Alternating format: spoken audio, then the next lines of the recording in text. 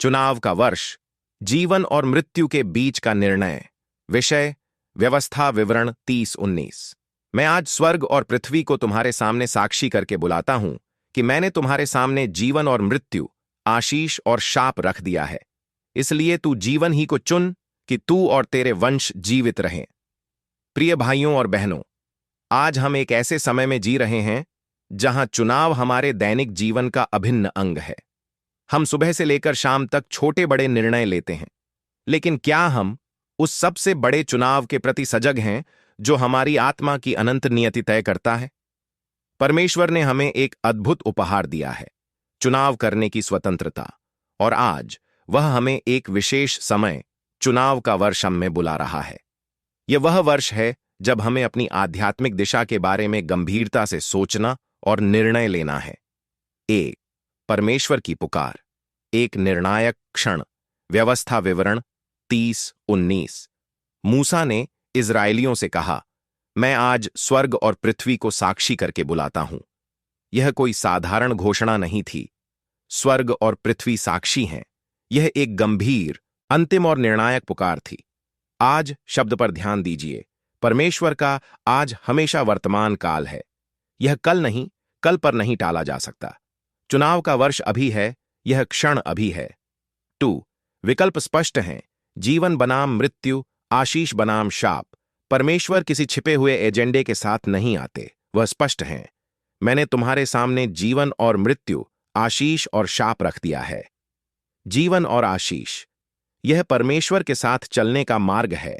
उसकी आज्ञाओं का पालन करना, उसके प्रेम में बने रहना, उसकी संगति में जीना।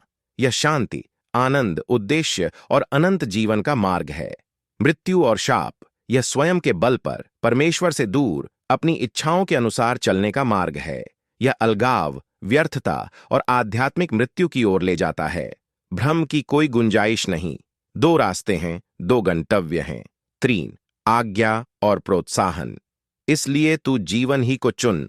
परमेश्वर केवल विकल्प सामने रखकर नहीं छोड़ देते, वह एक स्पष्ट, प्रेमपूर्ण और विवेकपूर्ण आदेश देते हैं। इसलिए तू जीवन ही को चुन। यह केवल एक सुझाव नहीं है, यह एक आज्ञा है जो हमारी भलाई के लिए है।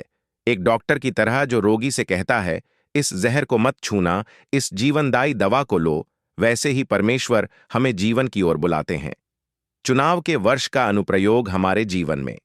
वैंग, मसीह का चुनाव। सबसे पहला और महत्वपूर्ण चुनाव यीशु मसीह को अपने उद्धारकर्ता और प्रभु के रूप में स्वीकार करना है। यूहन्ना 14:6 में यीशु कहते हैं, मार्ग, सत्य और जीवन मैं ही हूं।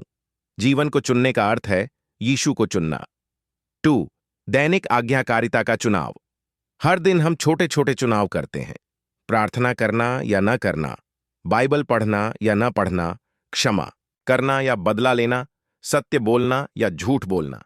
ये सभी जीवन या मृत्यु के मार्ग पर हमारे कदम हैं। 3, प्रभाव का चुनाव। हमारा चुनाव सिर्फ हमारे लिए नहीं है। पद कहता है कि तू और तेरे वंश जीवित रहे।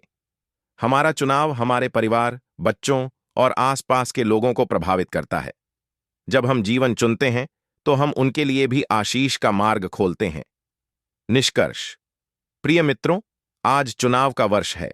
स्वर्ग और पृथ्वी आज इस सभा में साक्षी हैं।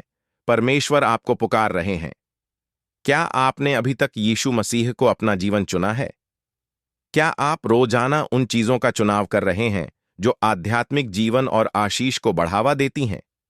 क्या आप उस मार्ग पर चल रहे हैं जो आपके और आपके परिवार के लिए अनंत जीवन लेकर आएगा?